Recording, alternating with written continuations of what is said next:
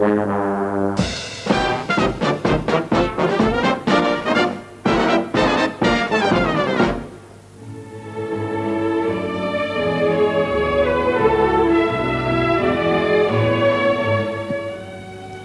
are very serious charges, very serious indeed.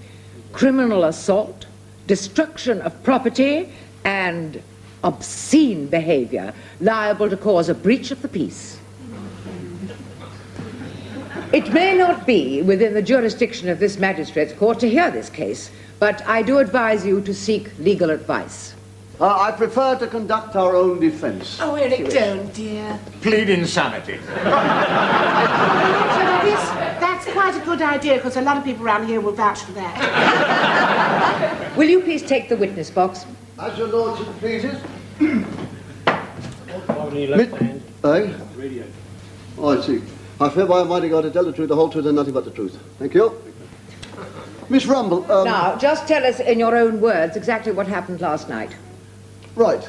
I must point out at the outset that I have not had time to collate a cogent defense, due to the fact that we were detained under Her Majesty's pleasure in one of the local police stations. However, I have managed to collect a few notes, which I have with me. You will understand.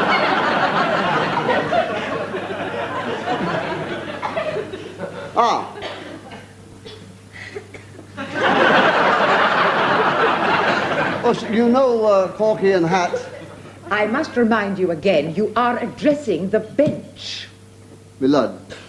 Constable Turnbull, as you know, has been a constable in this precinct for a number of years, and I believe is very highly thought of. My sister Hat, of long standing. Hello, Miss Rumbelow. You've had your hair done, haven't you? Looks nice. Last night, I had the occasion to take them both to a club, an emporium by the name of the Number 88 Club. The Number 88 Club is a very expensive establishment. Weren't you rather straining your resources? Yes, my lord. However, we don't dine there as a rule. We had originally intended to dine at my club, but recently the pies have gone off. And my sister Harriet is not speaking to the stripper. Decided. It was, my lord, the occasion of an anniversary, the occasion of Constable Turnbull and his wife, Mrs. Turnbull, their wedding anniversary. Why is your wife not in court, Constable? You have no need to answer that, Constable. Oh, I'd rather, lad. I'd rather. Go on, then. Will you please allow the court to conduct this case? Objection overruled. You may continue. Thank you. Now, Constable, why is your wife not in court? Oh, well, we didn't take her with us, you see, Your Worship. We sent her to the pictures. Rather odd, isn't it, for you to be celebrating your wedding anniversary at the 88 Club while your wife is at the pictures? Well, I mean, I didn't tell her it was our anniversary, you see. Didn't she know? Well, to tell the honest truth, I've never really asked her. Thank you, Constable. You're not obliged to say any more. I must point out at this juncture that Mrs. Turnbull does not have many lucid moments. And 1977 was not one of them. She got her head stuck up the stove, didn't she? But we were there on the wedding anniversary. I took them to the 88 Club. We had finished the meat course. It was at this juncture that things began to happen. It was the same in the case of Rex versus...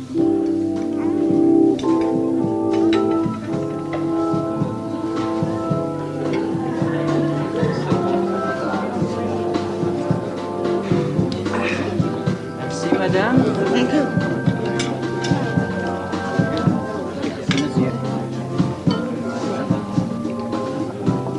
I enjoyed every mouthful of that, Eric.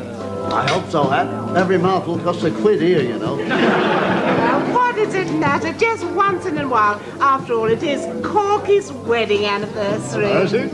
Ah, yeah, of course it is. They got a cake for you. Hey, they've done well with that cake, haven't they? That's lovely. Phone them up, you know. I said, look at that. Look, they got a little constable there, and that's a little Elsie. That's a spitting image of Elsie, that. Same vacant expression. Oh, you'll have to cut that. Yeah. Oh, no, wait a minute, lad. No, not yet. Not yet. I mean, we haven't had the pudding yet. Pudding? Pudding, yes. You want pudding? Hey, do you know what you've had so far? Pea soup? You know, no, wait a minute, you haven't. That's a discrepancy. You didn't have pea soup, maybe. You had Saint Germain potage. Well, that was 80p for a start. Then you had scampi moignet. And then you had Dover sole off the bone. Then you had a cat off the trolley, the lamb trolley, the beef trolley, and a bit off the thing. £4.80 for that big thing. And then you finished up what was on my plate. And you want pudding? Good grief. For pudding? I mean, are you sure you'll be able to get home all right? Oh, yes, lad, yes. I've got some toffees in my pocket. Corky, did you know your Elsie wasn't coming this evening? Oh, yes, yes. Why did you order for her then? Well, I ate it, didn't I?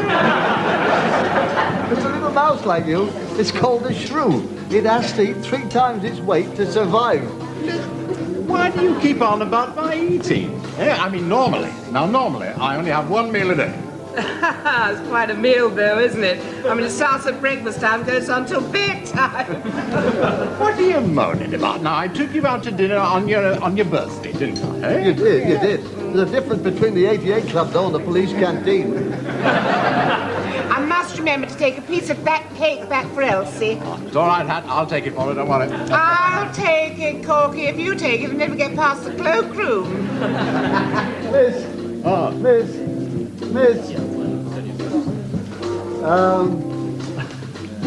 Hello, baby. Hello. Box of matches, please. 6 boxes of matches already. Well, what's it matter? Always come in useful, won't they? There you are, baby. Keep the change. I'm not picking that up again. Finished, oh, yeah, just a minute. Wait a minute, son. Wait a minute. Yeah. Right, now then, waiter. How much was it, the bill, up to now? The same as the last time you asked me, sir. So no, I don't want any Gallic battles here. I mean, I just asked, how much was it? £33.50, sir. 33.50s. Hey, wait a minute, just a minute, waiter. There's been a little discrepancy there, if my memory serves me right. It was £32.50. Ah, mais oui, certainement. But the last time your friend went to the toilet, he took 2 apples off the trolley. So I'm coming with you next time. All right, 2 coffees and a large helping of cheap pudding. Certainement. But I'm sorry, monsieur, the cabaret is about to start. We're not allowed to serve while it's on. Oh, blow it. Well, how long does the cabaret go on, then? About half an hour, sir. You can survive half an hour, can't you? I'll tell you what, son, I'll tell you what. That's a good idea. Now, let's just have a little piece of cake to be going on with, shall we? No, we won't have any cake now. We're going to watch the cabaret first. And incidentally, I think you better put those things back. What thing? You know exactly what I mean, what things. That little constable and that little Elsie. Would you believe it? He's eaten them. Thank you. Good evening, ladies and gentlemen. It's cabaret time, and the 88 Club have the great pleasure in introducing you to the world's greatest hypnotist. So your hands together in appreciation, please, for Man Brain. And here he is.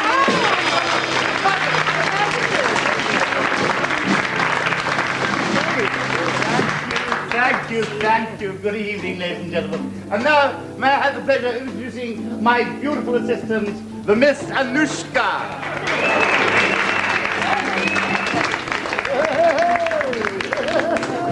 I see we have a very intelligent audience here tonight. Now then, here I have a referee's whistle. An ordinary referee's whistle. Still warm. Now you, sir, are a referee. Now, if we don't have a football match here tonight, you will referee the behavior of the audience. Now, I chip up a waiter. Good. And now I am angry. How dare you! Now, you are a referee. It's a stooge. Wouldn't be surprised if that isn't Mr. and Mrs. Mandrain. And now, you lovely people at this table here, what a lovely crowd you are. And very British. I'm quite sure you'd all stand up as soon as you heard the national anthem, wouldn't you? Of course you would. And I'm quite sure you would also stand up as soon as you heard a whistle blow. Well, of course you would. Well, didn't you hear what I said? Look what he made you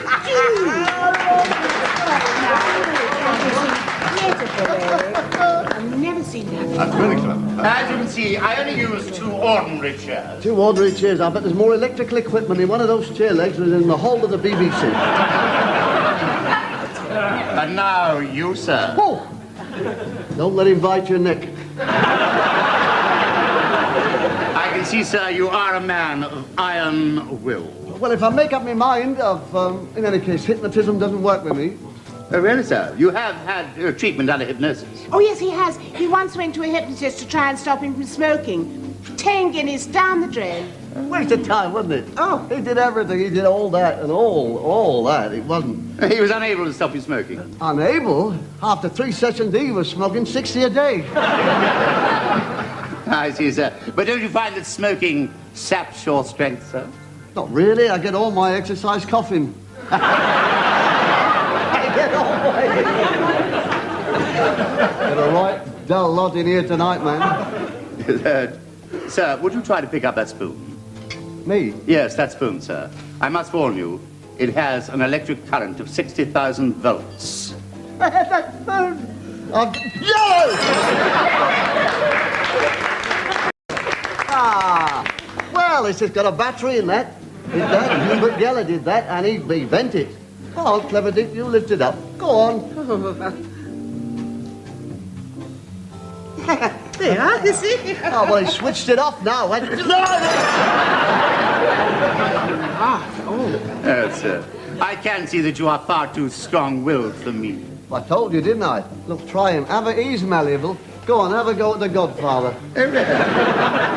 Sir, perhaps you would care to... Not likely, son. You're not getting me up there making a fool of yourself, I'll tell you. Oh, go on, Corky, be a Now, sport. listen, you forget that I am a police constable. And as such, I have my position to consider. Ah, a police constable. Then, sir, it is your duty to arrest that lady and to escort her to the stage. It's a silly lad. That's Hattie. It is your duty. I must warn you, madam, that anything you say will be taken down in writing and may be given in evidence. Oh, Corky. Madam, Oh, what am I supposed to have done? for a start, resisting arrest. Come on. No, Corky, Eric, tell him to leave me alone. Really? No, of course, madam. You are a friend, and as such, you do not understand too many words of English. Oh, moi? Are you coming quietly, madam? Qu'est-ce que tu fais? Eh? Je ne comprends pas. Qu'est-ce que vous faites? That's amazing. She's never had a French lesson in her life. Now, madam, vous with moi onto the stage-o. Stage-o? Up there before she built vous with mon troncho. Troncho. Very sleepy. Your eyelids are very heavy. And now you are fast asleep. You see, your companions are fast asleep, sir. In a deep sleep. I've never known them fully awake. Now you, sir, are going to sleep. Me? Yes, you. Me?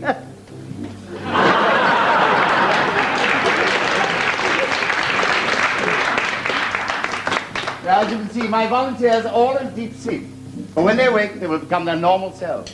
Except you, sir, will become a choir boy at St. Paul's Cathedral. And you will burst into song every time you hear a sharp noise, understood?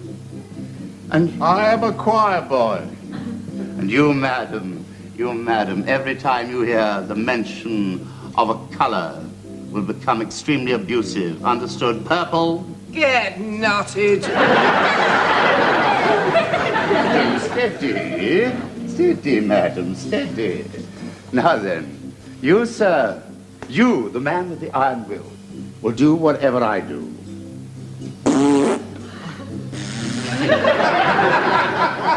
You will do that whenever you hear food mentioned. Very well, ladies and gentlemen. Now then, I will awake them all. But first of all, a recap. I am a choir boy. Blue. I'll have you, Major. Just watch it, that's all. cornflakes. And now I will awake you on the count of 3. 1, 2, 3. Can I go back now? Yes, you can get back to your table now, madam. Well, you look suitably refreshed after your 40 winks, sir. After your 40 winks, you look very refreshed. Oh, for the wind,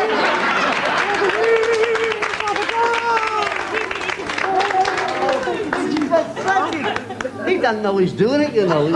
Eh? Cornflakes.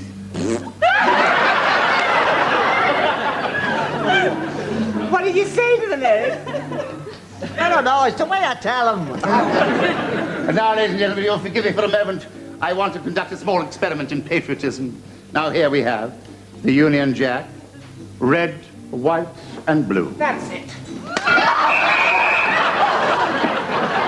Quiet, please, sir. Everything in order. Keep calm, miss.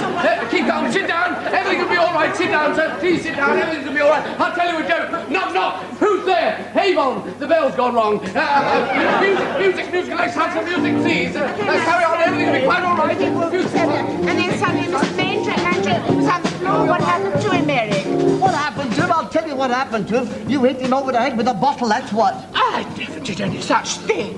It did. He went, didn't he, Corky? Yes, what? Wallop, good night, Vienna. Oh, but I wouldn't do a thing like that. You did, huh? I did not. I did not. You did. Oh, for the wind.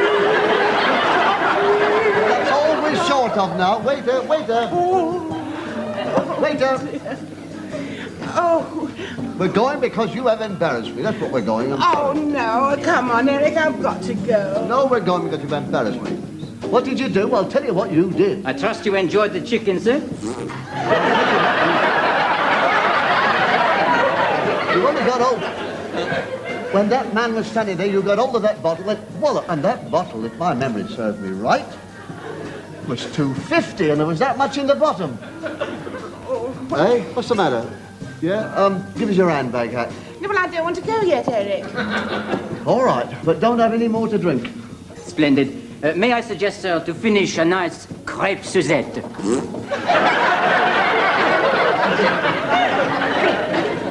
What? Well, you didn't have to. All you had to say was no, thank you. Well, I don't know. I haven't said it. What have I said to him then? Go Oh, on. look, I'm off. I mean, you'll get us all thrown out. Sit down, and let's start again. Let's start again. Okay, now then. What did you say, waiter? I merely asked you if you care for a crepe Suzette. No, I haven't ordered yet. You know what you did, don't you? No, go on. What did I do? Well, you did.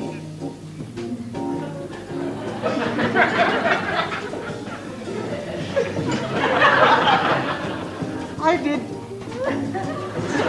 Hey, I wouldn't do a thing like that. He did, didn't he, Corky? 4 times. 4 times. 4 times. I wouldn't do that, not in public. I'll tell you what, he must have provoked me. He didn't provoke you. All he said was, how did you enjoy the chicken? Sit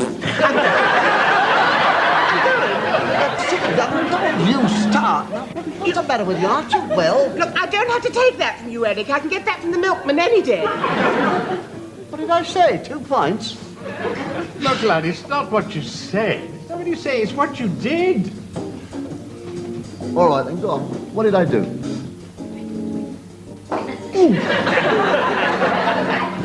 Bang in the middle, dead center. Listen, I'm not going to take that from you. I can get that from the foreman any day. Oh, sit down, lad, will you? For heaven's sake, you're making a spectacle of yourself. Now, sit down, sit Yeah, down. all right, then. Well, I promise you'll never do that again as long as you live. Well, I won't if you don't. Right. So, you don't like my chicken? You think my work is... Listen, if I want to shower, I shall go to the public baths at the gentlemen's entrance. And as far as your culinary efforts was concerned, I didn't think it was particularly splendid. To be fair, that's what he said as well. Sit down! Every gourmet in Europe seek my recipe. And you, who don't look as if you've eaten a decent meal in your life, think it was nothing special. No, it was lovely, Chef. It was the most beautiful piece of chicken.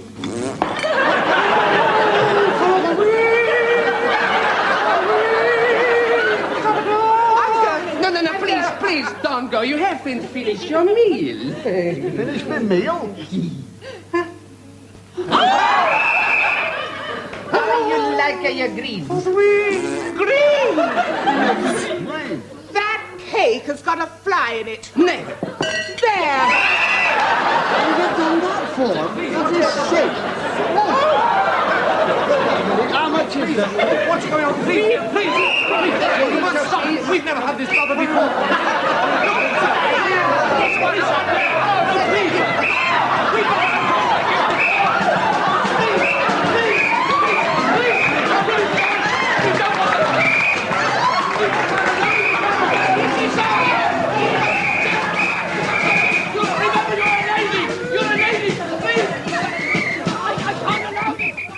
And therefore I submit, Your Honor, that we were attacked by the chef.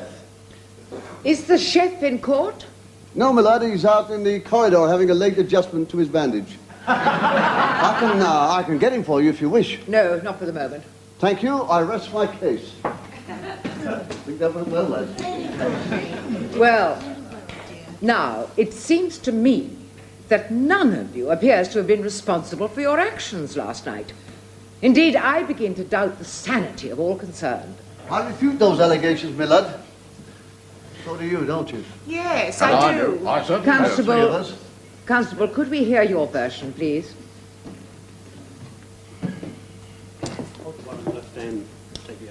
I swear by the Almighty God that the evidence I shall escort you with the truth, the whole truth, and nothing but the truth. Police Constable Charles, Your Worship. I was called to the number 88 club at 11:20 p.m. The place was in an uproar. I approached and cautioned the accused here, and he was extremely rude. What did he say? He said, I have it written down here, Your Worship.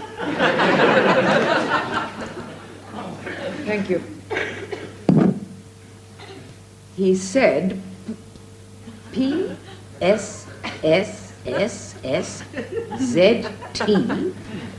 You're not Polish, are you? Not to my knowledge, my lad, but we have been to Dubrovnik. Constable, how do you pronounce this word? Well, Your Worship, it's not a word, it's a... It's a lie. It's a lie. We never discussed the government. I have witnesses, Your Worship. My lad, may I question the policeman in the vernacular? Or better still, may I talk to him as man to man? Constable, I want you to tell the court in your own words of what time of night was I supposed to have uttered this P-Z-Z-Z-T-S. The time was 11:20 p.m. I approached you and said, from the look of things, you've had your chips. Quiet!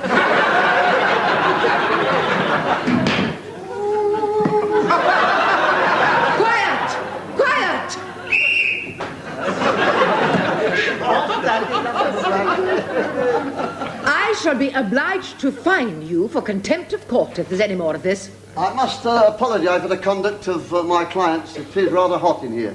Nevertheless, from what I've heard with my own ears, I shall take your testimony with a pinch of salt.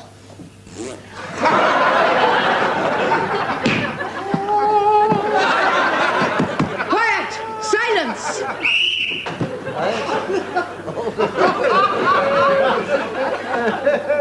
I think I shall remand you for a medical report. You wonder that you haven't driven your sister grey. Shut your mouth!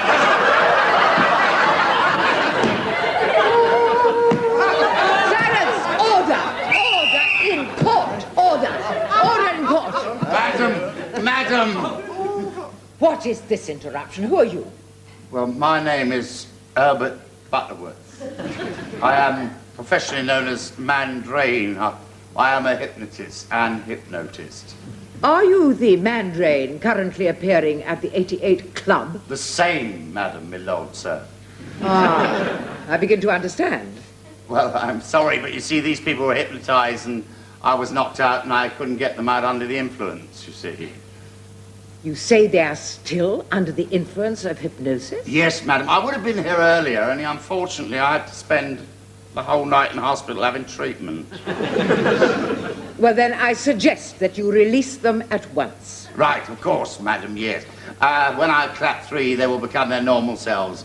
1, 2, 3. There you are. Blue, green, red, orange, bacon, eggs, fish and chips. There you are, madam. I think the whole thing's resolved now. Case dismissed. Oh, thank you, Robert. Very well, then. Mr. Mandrain, would you approach the bench, please? This is a very dangerous situation. I hold very strong views on the uses of hypnosis for the purpose of entertainment. If you had not come into court, those people would have been very severely fined, if not worse. Not to speak of the damage sustained by the 88 Club, for which I shall hold you responsible, and the wastage in this court of the court's time. You will be most heavily fined. I wasn't hypnotised at all. I didn't know for a moment that I was doing it. I'm sorry about the damage to your club, you know, only we were all under hypnosis. If you were not such a weak-willed nincompoop, it would never have happened. So you can talk. And when he comes to the club tonight, let him have a go at you, matey. He'll never set foot in the club again. If he does, I will split him down the middle with a meat axe. He's no good anyway. No good. He got me going, mate. He got me going. He'd have you like that. He tried when he was here. He said to me, "You will never forget my name." What are you talking about? Mandrain.